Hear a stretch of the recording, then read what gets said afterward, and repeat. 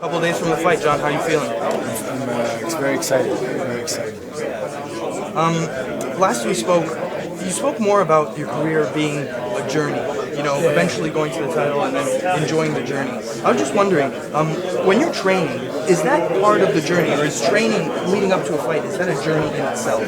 Yeah. Well, the thing is, starting to work with mental conditioning coach Brian Kane and having a better team and just learning, getting older, maturing. That's a part of life, is to learn from your mistakes. And I realized that I was focusing too much on the outcome, and it's like, today plus today equals success. You know what I mean? So instead of focusing too much on the fight, I started just to focus on the moment and give it all every day. And if every day I give it my best, that will give me a better chance of succeeding in life. You know what I mean? And the thing about sports is that what helps me is that before I would cocoon myself and always think about fighting. And it's subconsciously my brain is always fighting is my life, martial arts is my life.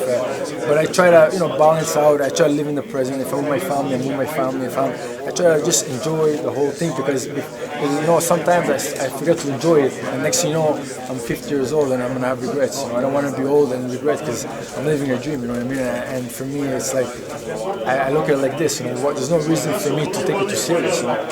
Enjoy it, have fun. Because I work hard for it. It's not like it wasn't no surprise that I came here for no reason.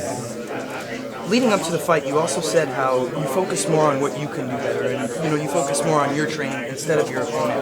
Right before the fight, do you study maybe a little bit of tape towards your opponent? Do you maybe check his fights a little just to refresh yourself a bit? Of course, I always watch footages of my opponent. That's now we have technology we have technology, so I watch his fight, but I don't try to focus too much on what he's gonna do because that's out of my control, right? So I got my coaches, I trust in my team, they also study him, but at the end of the day, it's like this. Fighting for me is a moment, it's a feeling. Because every fight you're different. That's for me anyway. I never fight the same because you're always learning, you're always evolving, right?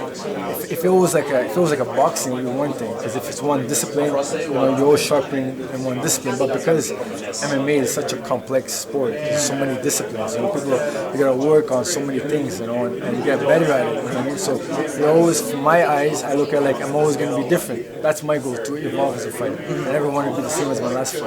So for me, that's why I don't focus too much on the other opponent, because the other opponent might not be the same. Learning from my past fights, watching footage has never helped me. You know what I mean? That's why. So I don't focus too much on the footages. I watch them, but that's it. And then I let go.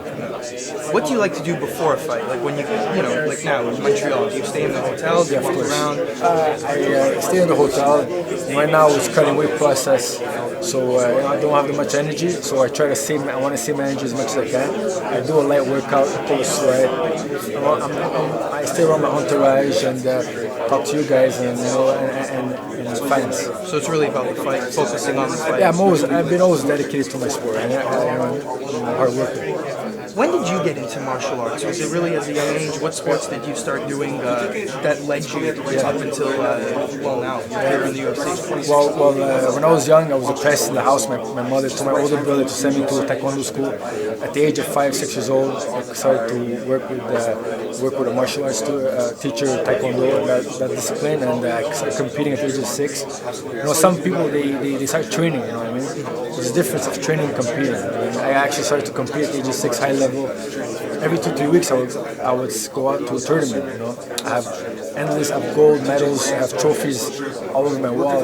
It's like my life. I did Taekwondo, I competed in Shotokan karate, I competed in kickboxing, Canada circuit in Quebec.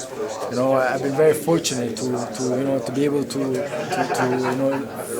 do what I love to do. And training and fighting, I love that. I love it. Just after a while, the more you get older, and the bigger this. I realize the bigger the scene, the pressure gets you. But then I realize there's no difference between the cage in the octagon and the cage in the gym. A fight is a fight, and I go out there and I want to give it my best. I want to be known one of the best fighters, and I want to be a champions. I want to be a people's champion. I want to give the fans what they want, and I'm an entertainer too. I go there to entertain the crowd.